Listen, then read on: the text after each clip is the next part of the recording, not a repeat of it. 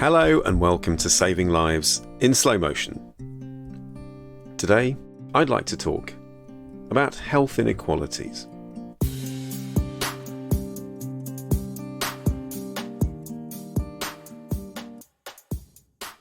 It's a really hot topic because of many reasons, but health is one of those things I believe that should be equal for everyone. It clearly isn't. It depends very much on where you're born, where you live, the economy of your country, and the kind of health service, if you get access to one at all, that exists wherever you are. Now, there's sort of small and large scales of this, and just to kick off with an example, on a small scale, health inequality can mean that you aren't getting access to something that your neighbour is. And in systems like the NHS, when it's working and functioning at its best, which at the moment I have to say it probably isn't, I don't think there's any doubting that, that shouldn't happen because health access is designed to be equal for all. And if you went back in time a couple of hundred years where only the rich could afford healthcare, then that really is health inequality in action, because people without monetary means wouldn't be able to access health. It's one of the reasons the NHS was founded. So I guess that example is based on income being one determinant, if you like, of health inequality. What else is there? Well, a lot of the other factors are indirectly related to income. Income's important. Housing is another factor. So poor quality housing or overcrowding, those factors really affect health, as do education, transport, and work. Employment is important. Unemployment is also associated with lower life expectancy. And the last one is environment, where you live in terms of access to amenities, green spaces, and levels of air pollution, for example. And you can imagine, this is one of the reasons why, and we see it again and again, and it breaks my heart, but sometimes you'll see on the news there's a report on air quality, for example, or on the health of children who are suffering because they are housed somewhere that where there's a lot of mold, and the landlords, whoever they might be, aren't doing anything about it, and the child is getting more and more sick. What about on a bigger scale? I don't want to just talk about the NHS. There's a whole episode on that in this podcast series if you're interested, but I mean, one of the things that really sticks with me, and I remember coming across this paper years ago when I was a trainee GP, and this is not just about health inequality, it's also about perception, and this fact may or may not surprise you, but Bihar is one of the poorer states in India, and the levels of self-reported illness in the state of Bihar, so to use kind of lay person's language, I guess, how sick or ill you think you are on a personal or societal level, is lower than that in the United States of America. And that goes by the type of illness that people have. And what this relates to directly is how much people are willing to put up with symptoms or illness or disease. And not for the first time, many times when I've been abroad somewhere far away from the UK, whether it's Fiji or India or Thailand or Zambia, it doesn't matter. If you go to a rural community where resources are poor, it never fails to strike me how happy and resilient people seem to be when they have so little. And, on elective, I went on elective with the wonderful Laura Waters, who's now a leading doctor in HIV medicine. But when we were medical students, we went to Fiji, and I remember vividly there was a chap with the cancer of his tongue, and he'd had surgery on it, but the cancer had spread and there wasn't much more that they could do for him. And the doctor just said, look, there's nothing we can do for you. I'm really sorry. See ya. And it hit us both hard because there was no kind of end of life care.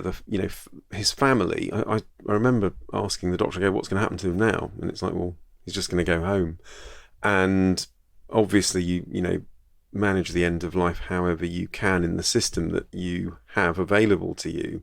And I often think about him in particular because when we have meetings at work now discussing patients who are approaching the end of their lives with other team members and other teams like the nurses from the hospice or the community teams, I realise how lucky we are here because there is provision of support, whereas there you're very much left to your own devices. Now, it's interesting because I think in some parts of the world we don't do that enough, where there's almost too much of a reliance on medicine and social services, for want of a better phrase, and not enough in terms of looking after your own.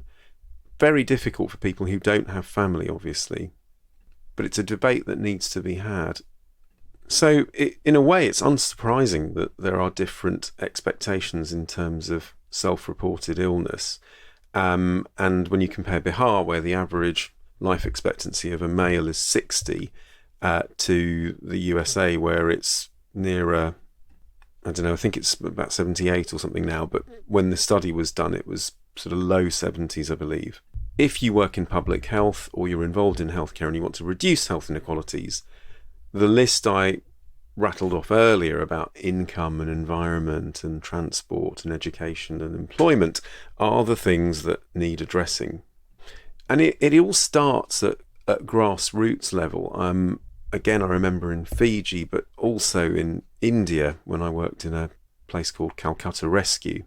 A lot of health education in many parts of the world is carried out by people who are not medically trained but have been given agency by nurses and doctors to talk about things like, for example, contraception. It's often women that go out, almost like outreach work, to talk to groups, to promote health.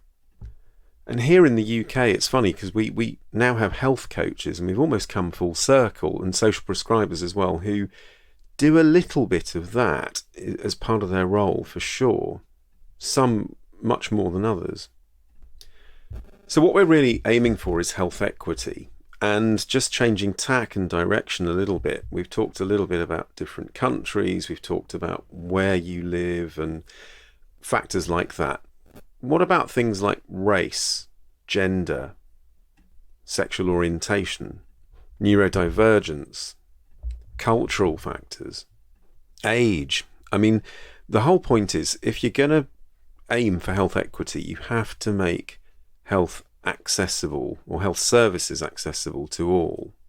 And historically, there are groups that are hard to reach. So teenagers is often one that is bandied around, and I would agree. And the reasons are actually quite complex. And one of the things that we've tried to do where I work is to make the environment as inclusive as possible. In fact, recently we put some posters up in the window of the surgery, and one of the lines says, "Everybody welcome." Now that's a given because everybody is welcome, but if it's not said and people don't feel it, then we're making assumptions, aren't we? So I think that's really important personally.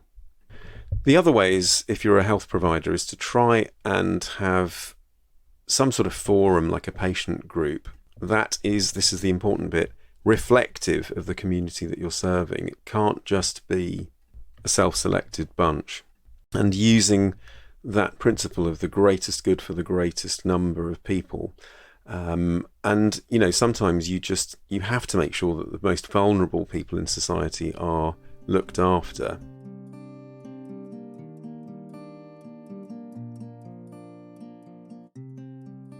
Now, I can't do this episode without tipping my hat to Dr. Julian Tudor Hart, who wrote a paper in The Lancet over 50 years ago now.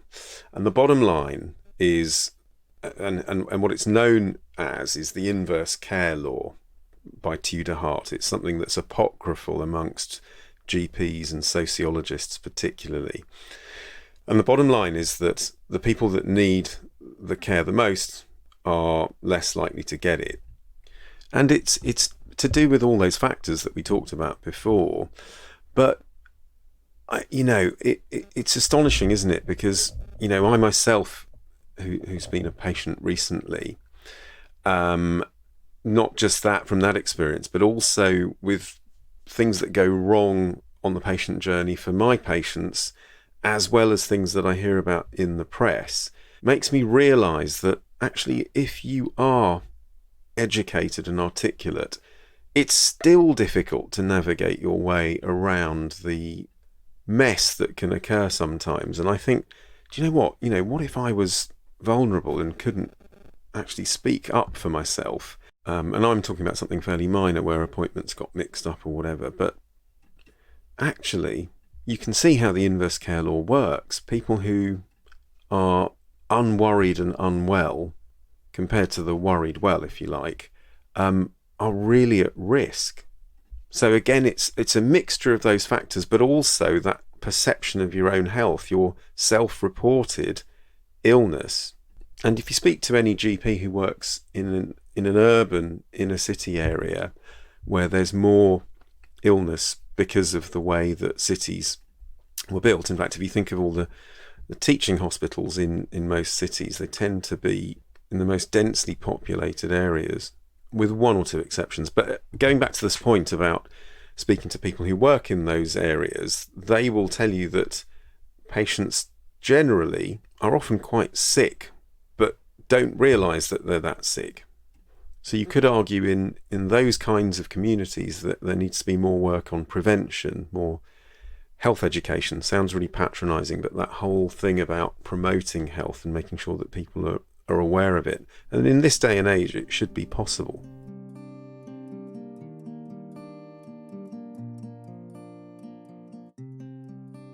I like inspiring stories, and although we always think about really futuristic things, I was lucky enough for years to work for BBC World News, covering stories that were bringing both innovation and hope in terms of health to parts of the world that would, otherwise come to great harm. And there are too many to list, but they include things like a wind-up baby heart monitor for pregnant women, a microscope that you can use in the field to very rapidly work out whether someone's got malaria, for example.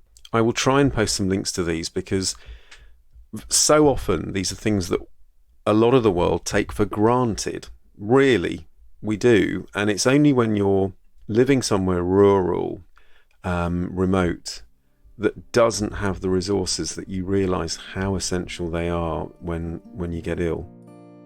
Okay, so that was Health Inequalities. I hope that's just given you some flavour of the variety of health access that people have on this planet.